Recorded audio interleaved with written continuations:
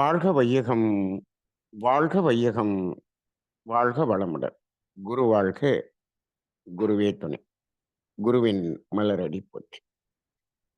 சிந்தனையை, உடல் நலத்தை சீரமைத்து உய்வித்த குருவே வாழ்க. தியானமே யோகம், யோகமே ஞானம். தமிழ் ஆனந்த யோகம் வாழ்க வளமுடன். மெய்யன்பர்களே, இன்றைய தலைப்பு ஒரு எதிர்மறையான ஒரு தலைப்பாக இருக்கிறது என்று அந்த தலைப்பை நேர்மறையாக மாற்றி அதன் அடிப்படையில் பல விளக்கங்களை கொடுத்த அருணாம் அவர்களுக்கு நன்றிகள், வாழ்த்துக்கள். இனி வாழ்வில் கவலை இல்லை என்று தலைப்பை கொடுத்து விட்டோம். ஆனால் சமுதாயத்தில் பார்க்கும் பொழுது, இந்த உலகத்தில் மனிதர்களுடைய வாழும் முறைகளை பார்க்கும் பொழுது, ஒட்டுமொத்தமான இந்த சமுதாயம் என்பது கவலை இல்லாமல் வாழ்வதற்கான சூழல் இருக்கிறதா என்ற ஒரு கேள்வி இப்பொழுது எல்லோருக்கும் எழக்கூடியதாக இருக்கிறது. இப்போ மகரிஷி அவர்கள் கவலையை ஒழித்து விட வேண்டும் என்று ஒரு தனி மனிதனுக்கு அவர் நமக்கு பல தத்துவங்களை கொடுத்து விட்டார். ஒரு தனி மனித வாழ்க்கையில் ஒரு தனி மனிதனால் அவனாக கற்பனையாக வளர்த்து கொள்ளக்கூடிய கவலைகளிலிருந்து நாம் முழுமையாக விடுதலை பெற முடியும் என்பதற்கான தத்துவம்தான் அது. அதை இப்பொழுது பல்வேறு வகையில் விளக்கினார்கள். ஆனால் ஒட்டுமொத்த சமுதாயம் உலகம் முழுவதும் சென்று கொண்டிருக்கக்கூடிய ஒரு சூழ்நிலையை இப்பொழுது ஆராய்ச்சியாளர்கள் மிகவும் ஆராய்ந்து தெளிவுபடுத்திக் கொண்டே இருக்கிறார்கள். மனிதர்கள் இங்கு வாழ்வதற்கான சூழ்நிலை என்பதே கொஞ்சம் கொஞ்சமாக மறைந்து கொண்டே வருகிறது என்பதை அவர்கள் சொல்லிக்கொண்டே இருக்கிறார்கள். இப்பொழுது கடைசியாக அருணாமா சொல்லும்போது என்ன சொன்னாங்க? இயற்கையை பாதுகாக்க வேண்டும், இந்த பூமியை, நிலத்தை பாதுகாக்க வேண்டும் அப்படின்லாம் சொன்னாங்க.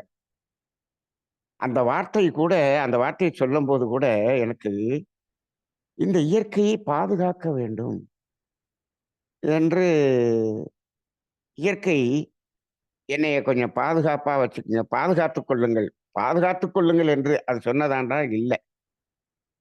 இயற்கையை நாம பாதுகாக்க வேண்டிய அவசியம் இல்லை. இயற்கை தன்னை பாதுகாத்துக் கொள்ளும்.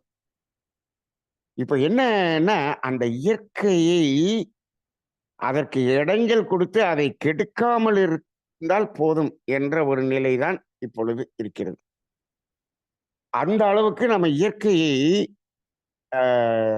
கெடுத்து விட்டோம், கெடுத்துக் கொண்டே இருக்கிறோம் என்பது இப்பொழுது ஒரு உலகம் முழுவதும் இருக்கக்கூடிய ஒரு பிரச்சனையாக இருக்கிறது. அதுவும் குறிப்பாக என்ன சொல்லுகிறார்கள்? இந்த கார்பன் வெளிப்பாடு, கார்பன் எமிஷன் என்று சொல்லுகிறார்களே, அது நாம் 2030க்குள்ளாக நாம் 1.5 அளவுக்கு மட்டும் கார்பன் எமிஷன் அதற்கு உள்ளாக 1.5க்கு உள்ளாக வைத்துக் கொள்ளாமல் விட்டால் 2040 மிகவும் ஆபத்தான சூழ்நிலை வரும் என்று சொல்லுகிறார். அப்ப இதுக்குள்ள 1.5க்கு உள்ள அதை கொண்டு வரணும் அப்படிங்கிறது ஒரு எல்லா நாடுகளும் சேர்ந்து ஒரு திட்ட வரையறையை கொடுத்திருந்தார்கள்.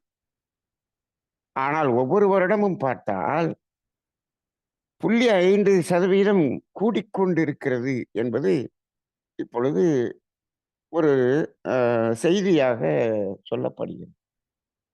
இப்ப இதுக்கெல்லாம் என்ன காரணம் அப்படின்னு பார்த்தோம் அப்படின்னு சொன்னோம்னா, மனிதனுடைய இந்த வாழும் தரம், வாழும் முறை, அதனுடைய தரம், அதை பெருக்கி, பெருக்கி, பெருக்கி இந்த சமுதாயத்தை பார்த்து, பார்த்து ஒவ்வொருவரும் அந்த வாழ்க்கை வாழ வேண்டும் என்பதற்காக பெருக்கிய அந்த நிலைதான் இப்பொழுது இவ்வளவு இயந்திரமான மயமானதற்கும், இவ்வளவு அந்த கார்பன் வெளிப்பாடு வருவதற்கும் காரணமாக இருக்கிறது என்பதை நாம் உணர்கிறோம்.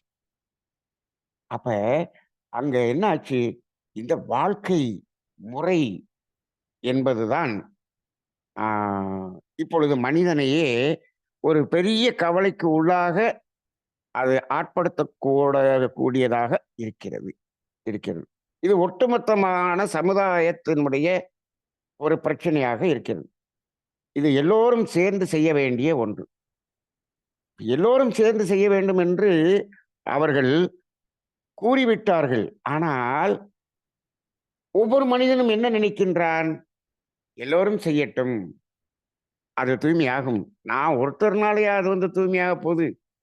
எல்லோரும் செய்யட்டும் என்று ஒவ்வொருவரும் நினைக்கின்றான். அப்ப யாருமே செய்யவில்லை என்ற ஒரு நிலையை பார்க்கிறோம். அப்ப இந்த இடத்துல இந்த அளவுக்கான இனி கவலையே இல்லை என்று சொல்லக்கூடிய ஒரு நிலைக்கு மகரிஷி தத்துவம் கொடுத்தாலும், இந்த உலகம் மனிதர்களை கவலையில் ஆழ்த்தக்கூடிய ஒரு சூழ்நிலைக்கு சென்று கொண்டிருக்கிறது என்பதும் சிந்திக்க வேண்டிய ஒன்றாக இருக்கிறது. சரி, இதில் எப்படி மாற்றம் வரும்? ஒவ்வொரு தனி மனிதனிடம் மாற்றம் வந்தால்தான் அது மாற்றம் வரும். இதுதான் மகிழ்ச்சியினுடைய அவருடைய அனுபவ ரீதியான ஒரு உண்மை. இதை ஒட்டுமொத்தமாக சொல்லி மாற்றம் செய்ய முடியாது. அப்ப ஒவ்வொரு தனி மனிதனிடமும் மாற்றம் வர வேண்டும் என்று சொல்கிறார். சரி, ஒவ்வொரு தனி மனிதன் தன்னை மாற்றிக்கொண்டு வாழும் பொழுது இந்த உலகம் முழுவதும் இப்படி மாற்றம் அடைந்தால் நாம் மட்டும் தப்பித்து விட முடியுமா என்று ஒரு கேள்வி எல்லோருக்குள்ளாகவும் வரும். இதுக்கு நம்ம எப்படி அதை விளக்குவது என்று சொன்னால், இந்த போபால் விஷவாயு என்ற ஒரு நிகழ்வு அதற்கு சில விடயங்களை நமக்கு கொடுக்கிறது. அங்கு விஷவாயு கசிந்து விட்டது அந்த ஊர் முழுவதும். அந்த ஊர் முழுவதும் அது ஒரு குறிப்பிட்ட எல்லை வரை அது கசிவு வந்த இடம் முழுவதும் மனிதர்கள் இறந்து விட்டார்கள். ஆனால் அந்த நேரத்திலே சில பேர் அவர்கள் வீட்டிலே இந்த அக்னிஹோத்திரம் என்று சொல்லக்கூடிய ஒரு ஒரு சிறிய யாகம் என்று சொல்வார்கள். அதை செய்து கொண்டிருந்தார்கள். அதை செய்து கொண்டிருக்கும் பொழுது அதில் வரக்கூடிய புகை அந்த வீடு முழுவதும் பரவச் செய்யக்கூடிய அளவுக்கு அவர்கள் அதை செய்து கொண்டிருந்திருக்கிறார்கள். இவர்கள் வீடு முழுவதும் அந்த அலையை, அந்த புகை அலையாக பரப்பி வைத்திருக்கிறார்கள். அந்த வீட்டில் இருப்பவர்கள் மட்டும் அந்த விஷவாயு தாக்கி இறக்காமல் தப்பித்துக் கொண்டார்கள் என்ற ஒரு செய்தியை நம்ம பார்க்கிறோம். இப்போ இது ஒவ்வொரு தனி மனிதன் தன்னை மாற்றிக்கொள்ளும் பொழுது, தன்னை பாதுகாத்துக் கொள்ளும் பொழுது, அந்த இயற்கையிலிருந்து நாம் பாதுகாக்கப்படுகிறோம் என்பது இது ஒரு உதாரணமாக இருக்கிறது. அதற்கு அது ஒரு சிறிய ஒரு நாளில் செய்யக்கூடிய ஒரு நிகழ்வாக இருந்தது. ஆனால் வாழ்நாள் முழுவதும் நாம் நமது வாழ்வில் இந்த உணர்வுகளை கடந்து இருக்கிறோம் என்று வைத்துக் கொள்ளுங்கள். இந்த உணர்வுகளை கடந்து இருக்கிறோம் என்று சொன்னால் ஒன்றே ஒன்று, இனி கவலை இல்லை வாழ்க்கையில் என்று நாம் வாழ வேண்டும் என்று வைத்துக் கொள்ளுங்கள். இனி நமது வாழ்க்கையில் கவலை இல்லை. அப்படி வாழணும்னா என்ன செய்யணும்? இப்ப நீங்க இப்படி ஒரு தலைப்பு கொடுக்குறீங்களே, இனி வாழ்வில் கவலையே இல்லை. எப்ப? எப்படி இருந்தா? அப்படின்னு ஒரு கேள்வி வருது அல்லவா? அந்த கேள்விய சுருக்கமா பார்த்தோம் அப்படின்னு சொன்னோம்னா, நாம் இந்த சமுதாய மக்களை, அவர்களுடைய வாழ்க்கையை, அவர்களுடைய சூழலை, இவற்றையெல்லாம் புறக்கணித்து விட்டோம் என்று சொன்னால், இனி வாழ்வில் நமக்கு கவலையே இல்லை. அப்ப என்ன சொல்றீங்க? சமுதாயத்துல யாரையும் மதிக்காதன்னு சொல்றீங்களா? ஆமாம். இந்த சமுதாயத்தில் சுற்றி இருக்கக்கூடிய அது உறவுகளாக இருந்தாலும் சரி, சமுதாய மக்களாக இருந்தாலும் சரி, அவர்களை என்ன பண்ண சொல்றோம்? மதிக்காதீங்க அப்படின்னு சொன்னோம்னா, அது எப்படின்னா, அதாவது இந்த வார்த்தை வந்து மதிக்காதீங்கன்னு சொன்னோம்னா, அது வேற மாதிரி எடுத்துக்கொள்ளக்கூடாது. இந்த சமுதாயத்தை பார்த்து, பார்த்து, பார்த்து நமது வாழ்க்கையை அமைத்தது ஒன்றுதான் இந்த கவலை என்பதற்கு காரணம் என்பதை புரிந்து கொள்ளுங்கள். இப்ப அருணாமா சொல்லும்போது, மகரிஷியினுடைய தத்துவத்துல என்னென்ன சொன்னாங்க? தேவைக்கும், இருப்புக்கும் உள்ள வேறுபாடு. இந்த வேறுபாடு ஏன் வந்தது? அவங்க கூட சொன்னாங்க, அந்த இடைவெளி, இடைவெளியை சுத்த வெளியாக மாற்றிவிட்டால் கவலை இல்லை என்று ஒரு புதிய தத்துவத்தை கொடுத்தாங்க. இப்போ அந்த இடைவெளி ஏன் வந்தது? இந்த இடைவெளிக்கு காரணம் யார்?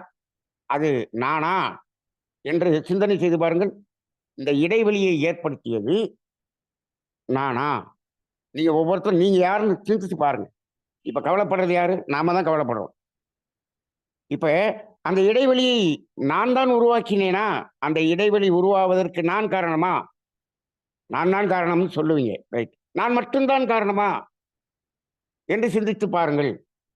நிச்சயமாக சொல்ல முடியும்.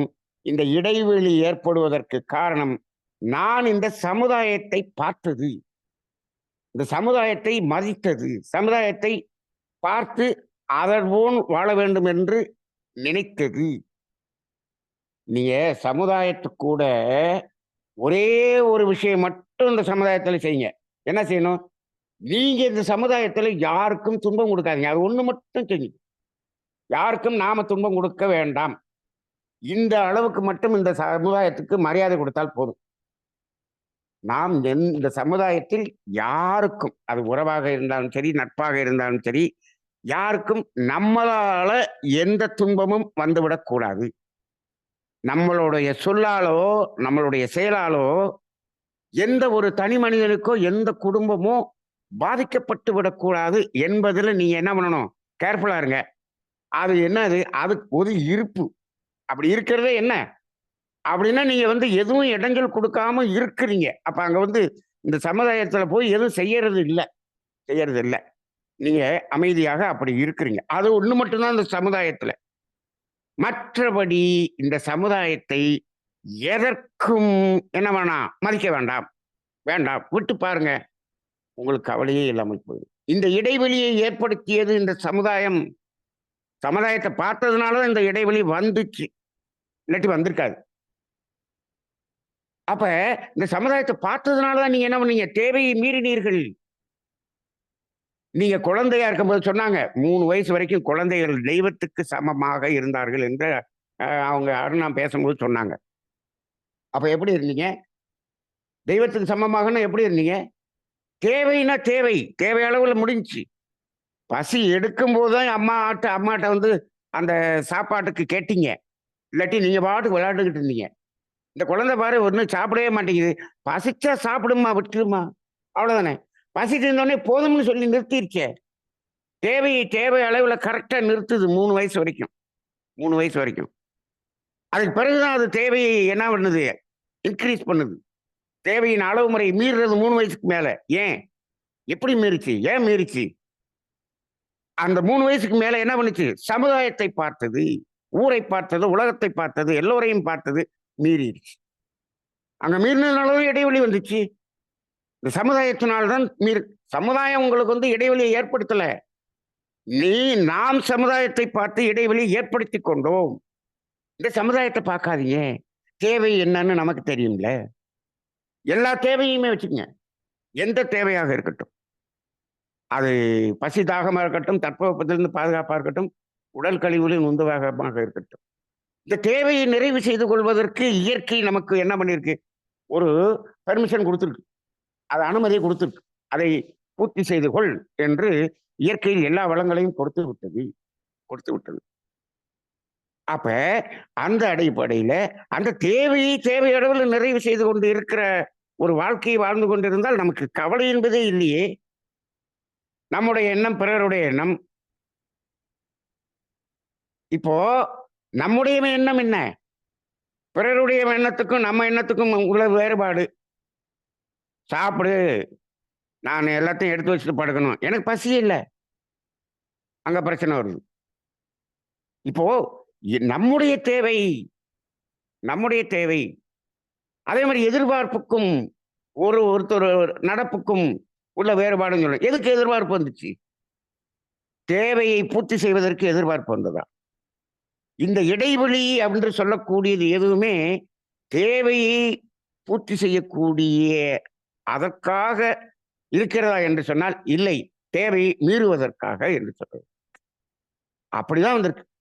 இந்த கவலை வந்ததே இந்த தேவையை மீறுவதற்காக வந்ததுதான் கவலையாக இருக்கிறது. அந்த 3லயும் பார்த்தோம் அப்படின்னு சொன்னோம்னா, நீ அது முதல் 2 கண்டிப்பாக மீறுவதற்காக மட்டுமே என்று சொல்லலாம். அந்த முதல் 2 தேவைகள் இருக்கிறது அல்லவா? பசிதாகம், தட்பவெப்பத்திலிருந்து பாதுகாப்பு. இந்த 2 தேவைகள் இருக்கிறதே, இந்த 2 தேவைகளில் 100க்கு 100% தேவையை மீறுவதற்காகத்தான் கவலை. தேவையை பெறுவதற்கு அதுல யாருக்காவது கவலை இருக்கா அப்படின்னு கேட்டா இல்ல.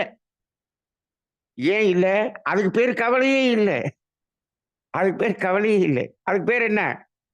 துன்பம், இயற்கை துன்பம். அது கவலைன்னு பேர் வைக்கிறது இல்ல. பசிக்கே சாப்பாடு இல்லைங்க. கவலையா இருக்கா? துன்பமா இருக்கா? அது இயற்கை துன்பம். இயற்கை துன்பம்.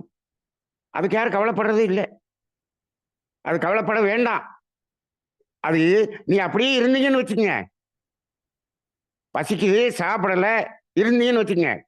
கொஞ்ச நேரத்துல அந்த பசி அடங்கிரும். அடங்கிரும். அப்புறம் என்ன ஆயிரும்? அப்புறம் வரும் பசி வரும். அப்படியே இருந்தாலும் 1 நாள் 2 நாளைக்கு அது உடம்பு இருக்கிறது எல்லாத்தையும் சுத்தம் பண்ணிரும். உடம்பெல்லாம் சுத்தம் பண்ணிரும். அதுக்குள்ள அந்த பசிக்கு எங்காவது யாரிடமாவது இருக்கிறவரிடம் என்ன பண்ணிடலாம்? யாசகம் பெற்று நம்ம சாப்பிட்டுருவோம். அவ்வளவுதான். அந்த இடத்துல நிச்சயமாக, தைரியமாக அது யாரிடம் இருக்கிறதோ இருக்கிறவரிடம் கேட்டு பெற்றுக்கொள்வோம். இந்த முதல் 2யும் இருப்பவர்களிடம் பெற்றுக்கொள்ளலாம். அவ்வளவுதான். அப்ப இந்த இடத்துல சமுதாயம் அப்படிங்கிறது அது கொடுக்கும். அந்த இடத்துல வாங்கிக்கலாம். நம்ம யாசகம் செய்ய வாங்கிக்கலாம். இப்ப நம்ம சமுதாயத்தையே மதிக்கலைன்னு சொன்னோம்னா எப்படிங்க வரும் அப்படின்னு சொன்னோம்னா, சமுதாயத்தை மதிக்கிறது அப்படின்னு சொல்றது சமுதாயத்துக்கு இடைஞ்சல் கொடுக்காமல், துன்பம் கொடுக்காமல் இருப்பது என்பதுதான் மதிக்கிறது. ஒருத்தரை மதிக்கிறது அப்படின்னு சொன்னா, நீங்க என்னமோ அவரு என்ன செய்யறாரோ அதை நம்ம செய்யறதுதான் அவரை மதிக்கிறது அப்படின்லாம் இல்ல. நான் ஒருவரை மதிக்கிறேன் என்று சொன்னால் என்ன அர்த்தம்? அவருக்கு நான் எந்த இடைஞ்சலும் செய்வதில்லை. அதுதான் அவரை மதிக்கிறேன் என்ற அர்த்தம். அவ்வளவுதான். இது செஞ்சா போதும். அப்படி இருக்கும் பொழுது உங்களது தேவைக்கு சமுதாயத்திடம் கேட்டால் நீங்கள் பெற்றுக்கொள்ளலாம். கிடைக்கும். கிடைக்கும். இந்த முதல் 2ம் நிச்சயமாக கிடைக்கும். இந்த முதல் 2ம் நாம் தேவை என்றால் இருப்பவர்களிடமிருந்து பெற்றுக்கொள்ளலாம். உடல் கழிவுகளின் உந்து வேகம்ங்கிறது ஒரு தனி. அந்த தேவை தனி. அந்த தேவையின் அடிப்படையில் துன்பம் அப்படிங்கிறது அது தனியாக பேச வேண்டிய ஒரு தத்துவம். ஆனா பெரும்பாலும் அது இருக்கதான் செய்கிறது. அது இந்த சமுதாயத்தில் இருக்கிறது. இருக்கிறது. அது ரொம்ப சென்சிட்டிவா பேச வேண்டிய ஒரு தத்துவமாக இருக்கிறனால அதை இப்ப நம்ம எடுக்க வேண்டாம். பொதுவாக பொதுவாக நாம இந்த முதல் 2ல் தான் நம்ம வாழ்க்கை தரத்தை என்ன பண்ணிறோம்? கூட்டி கூட்டி கூட்டி எதுக்கு? சமுதாயத்தை பார்த்து, சமுதாயத்தை பார்த்து, பிறரை பார்த்து, பிறரை பார்த்துத்தான், பிறரை பார்த்துன்னு சொல்லக்கூடாது, பிறரை பார்த்து மட்டுமே கூட்டுகிறோம். பிறரை பார்த்து மட்டும்தான் கூட்டுகிறோம். இது நம்மிடமிருந்து நம்ம சுயமாக அதை செய்யவில்லை. இது பிறர் பிறர் மன தூண்டுதல் அப்படிங்கிறதாகத்தான் வருகிறது. அப்ப அந்த இடத்துல அப்ப இந்த நிலையில் வாழ்ந்து கொண்டிருந்தால் துன்பமே இல்லை. அப்ப இனி வாழ்வில் துன்பம் இல்லைன்னா என்ன அர்த்தம்? இந்த சமுதாயத்தை பார்க்கவில்லை என்று சொன்னால் துன்பம் இல்லை. அப்படி நாம் வாழ ஆரம்பித்து விட்டோம் என்று வைத்துக் கொள்ளுங்கள். அப்ப என்ன பண்றோம்? இயற்கை என்ன சொன்னுச்சோ, இயற்கை என்ன சொன்னபடி வாழ்ந்து கொண்டிருக்கிறோம். அப்ப இயற்கையோடு ஒத்து இசைந்து வாழ்ந்து கொண்டிருக்கிறோம். அப்ப இயற்கையோடு ஒத்து இசைந்து வாழ்ந்து கொண்டிருக்கும் பொழுது, என்ன செய்யும் இந்த இயற்கை? அப்படின்னு சொன்னா, இந்த இயற்கை இந்த இயற்கையினுடைய இறைவனுடைய இயற்கையினுடைய செயல்பாடுகள் என்ன? திறன்கள் என்ன? என்று நம்ம படிச்சிருப்போம். தன்மைகள் என்ன? திறன்கள் என்ன? இறைநிலையின் தன்மைகள் 4 என்று சொல்லுவோம். பூரணம், பேரறிவு, பேராற்றல், பேரறிவு, காலம் அப்படின்னு சொல்லிருவோம். திறன்கள் என்ன? திறன்கள் என்ன என்று சொன்னா என்ன சொல்லுவோம்? தன்மாற்றம், இயல்பூக்கம், கூறுதலறம். இந்த 3 தான் திறன்கள் என்று சொல்லுகிறோம். இப்போ நாம் இயற்கையோடு இயற்கையாக இணைந்து வாழும் பொழுது, அது இயல்பூக்கம் என்ற இறைநிலையின் அந்த செயல் நமக்குள்ளாக நடைபெறும். இயல்பூக்கம் என்ன செய்யும்? எந்த சூழல் எப்படி மாறி இருக்கிறதோ, அந்த சூழலில் எப்படி வாழ்வது என்பதற்கு தகுந்தாற் போல, நமது உடலையும், நமது உறுப்புகளையும் தகவமைத்துக் கொள்ளும். மகரிஷி இந்த வார்த்தையை அடிக்கடி சொல்வார். தகவமைத்துக் கொள்ளும். அதான் இயல்பூக்கம். இந்த இயல்பூக்கம்னு ஒண்ணு இருக்குதுங்க. இது நாம ஒண்ணும் செய்ய வேண்டியது, இது இறைநிலை நமக்குள்ளாக இருக்கக்கூடிய இறைநிலை நமக்குள்ளாக செய்யும். எப்ப செய்யும்? இயற்கையோடு இசைந்து வாழ்ந்தால் அதை நமக்கு செய்யும். செய்யும்.